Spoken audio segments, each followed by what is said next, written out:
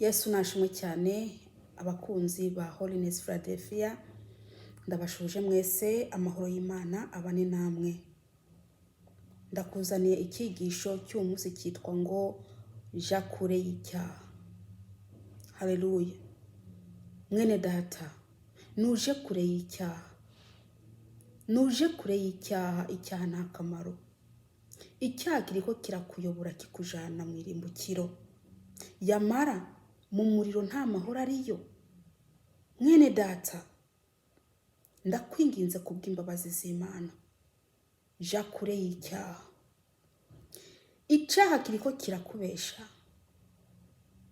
Urimo uragikora unezerewe, urimo uragikora useka, ariko yamara amaherezo n'urupfu.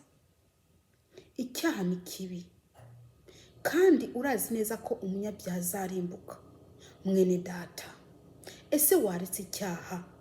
Ko icyaha ari umwanzi wawe kandi akaba ari n'umwanzi w'Imana. Reka ndababwire, Kayini atarica mwene wabo, Imana yaramuburiye.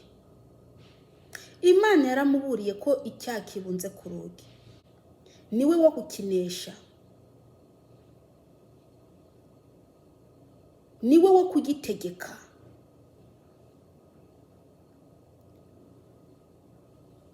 Yesu nashimwe cyane. Kayini ibyo Imana yamubwiye yarabikengereye. Yagira ngo Imana ni nk'umwana w'umuntu, yamara si umwana w'umuntu. Icyaha ni umudayimoni abakizanye. Haleluya. Icyaha ni umudayimoni abakizanye mwene data. Kayini yaraburiwe, araburirwa by'ukuri, ariko yarakengereye ayo magambo Imana yamubwiye. Kubera ko yagira ngo biroroshe. Imana imaze kumubwira ayo magambo, Kayini yacabwira nde? Yacabwira Abeli ngo bagende. Yamara yamwiciye ku gahinga cyangwa se mu gahinga. Cyaha Imana yamubwira kiba kirinjiye. Imana yari yakibonye ko icyaha kije. Yamara icyaha kizanwa n'umudayimoni. Icyaha kizanwa n'umudayimoni. Mwene data, ja kure y'icyaha. Uyu munsi twasoma ijambo ry'Imana ari muri Zaburi igice 50 ku murongo wa 18 n'uwa 21. Reka ndakubwire ko ibyo byose bibi uri murakora Imana ntago ibyishimira namba. Kandi imbere y'Imana ugaragara ko wanduye. Iyi Imana iri kirakureba, ikakureba mu buryo bw'umubiri cyangwa se mu mutima, ibona hose wanduye, kubera ko uba ufutswe n'imyanda y'ibyaha. Yesu Kristo natugiye neza. Mwene data mugenzi uri muraja mu ijuru, wari ukwiye kwitwaririka, kwirinda, kugira ngo ntiwandure. Ndabinginze kugira ngo ntimwandure, kubera ko umunyabyaha ntago azinjira mu bwami bw'Imana. Umunyabyaha ntago azinjira mu bwami bw'Imana. Dusenga Imana. Uweranye n'icyubahiro ndi imbere yawe, ndakwinginze Yesu Kristo habwe icyubahiro. Mwami ngiye gukorera data, ndakwinginze ndumwikira umwuka wera kugira ngo Mwami Yesu anshigikire. Haleluya. Ndakweretse abantu bawe bagiye kumviza ubutumwa bwiza, ubagiye neza, ubaha umugisha.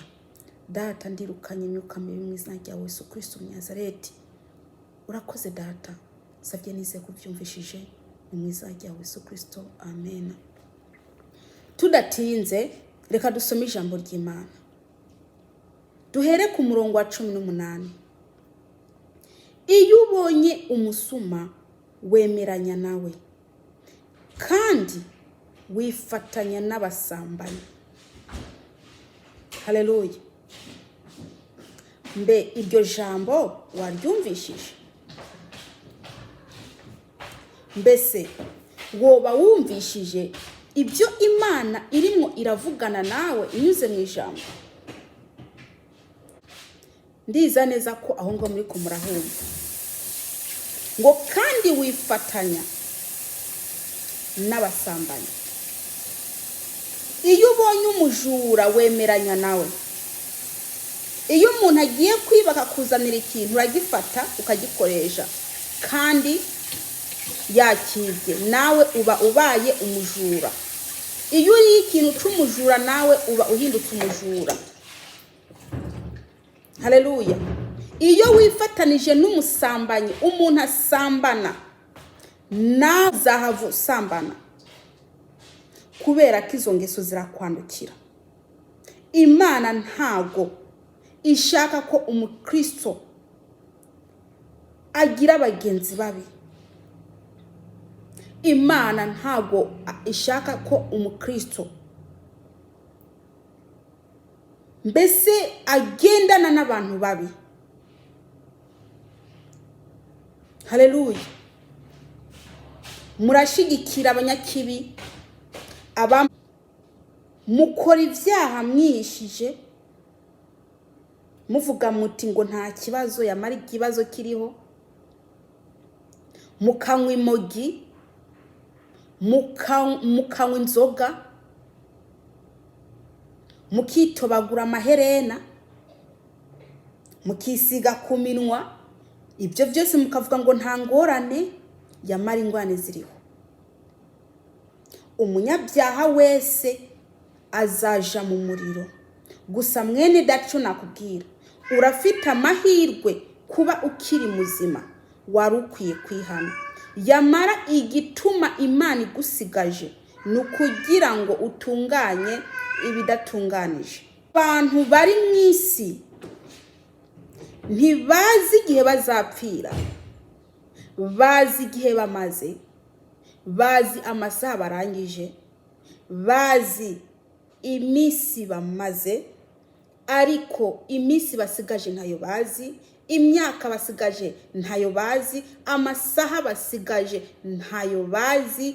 Imana yabareba ukuntu muriko murivurunga mu byaha, irababara.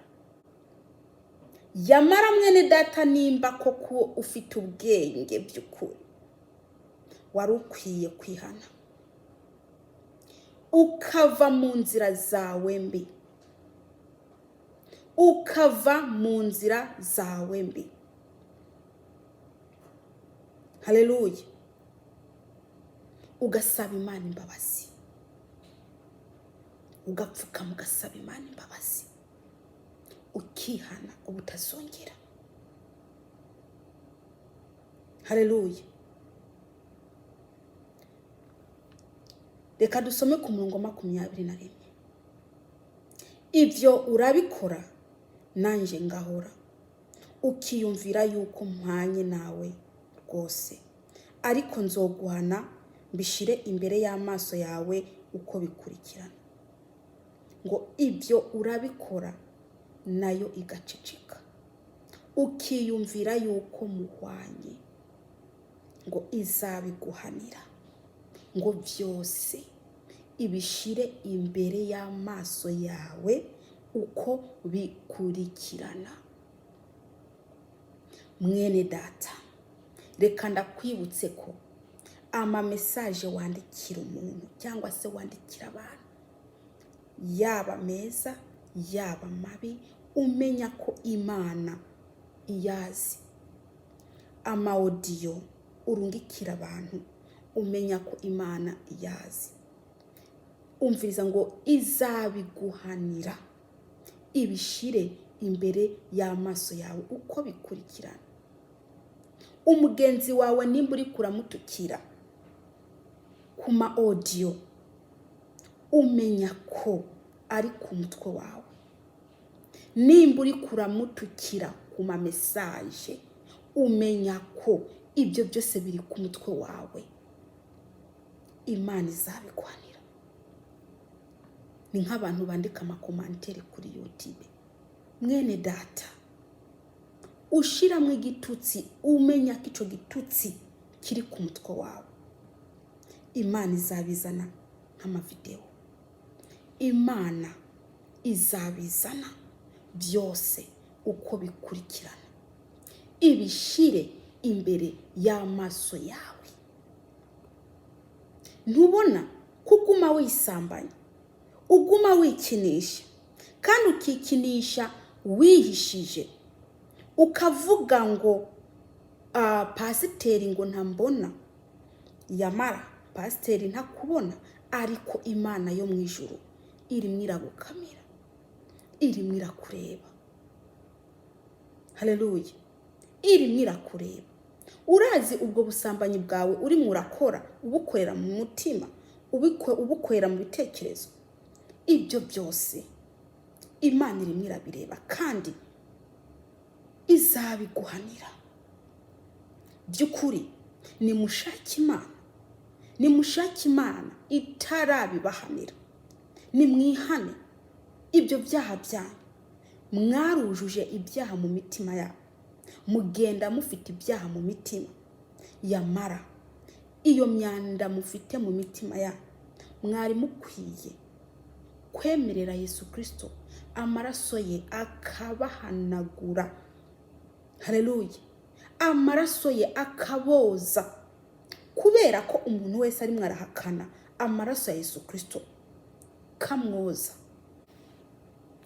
Uwo muntu azarimbuka, kubera ko azaba yanze ko Yesu Kristo amuhanagura ibyo bicumuro bye. Ngerekana kubwire, umwami Yesu ageze ku irembo, umwami Yesu ageze ku irembo. Yadusezaniye ko azagaruka, by'ukuri azagaruka. Iryo sezerano yasize asezeranye mbere yuko azamuka mu ijuru, azagaruka by'ukuri. Igihe cye kiregereje. Yesu Kristo aje kureba bamwemeye by'ukuri, aje gutwara bamwemeye by'ukuri. Yamara mwene data, wewe uri kure ye uragowe. Aje guhemba no guhana, aje guhana, aje gukubita atababarira. Yesu Kristo aje gukubita atababarira, aje gukubita umuntu wese yanze kwemera Kristo. Hariho abamwemera ku munwa, kandi nibo benshi. Abamwemera ku munwa, kumuvuga ku munwa gusa, yamara imitima yabo atawurimo. Abo ngabo Imana ije kubakubitagura. Imana izacira imanza amahanga.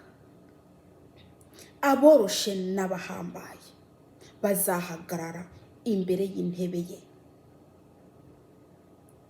Mu gihe azabaje n'ubwiza bwe, azazanana n'ubwiza bwe, azaza afite ubwiza bukomeye, aje gucira abantu imanza. Mwene data, n'umunsi ukomeye cyane kandi uteye ubwoba, n'umunsi uzaba uteye ubwoba icyo gihe, kandi uwo munsi uregereje. Buri muntu azajugumira, aboroshe n'abahambaye bazajugumira. Ico gihe nta bategetsi bazaba kiriho, Kristo wenyene niwe azaba ari umutegetsi. Bose uzasanga bari mu barajugumira. Va mu byaha, shaka Yesu kugira ngo ntuzurimbuke by'ukuri. Azazingura igitabo, azahamagara amazina, azahamagara amazina. Mwene data, abatazaba bari mu ico gitabo cy'ubugingo,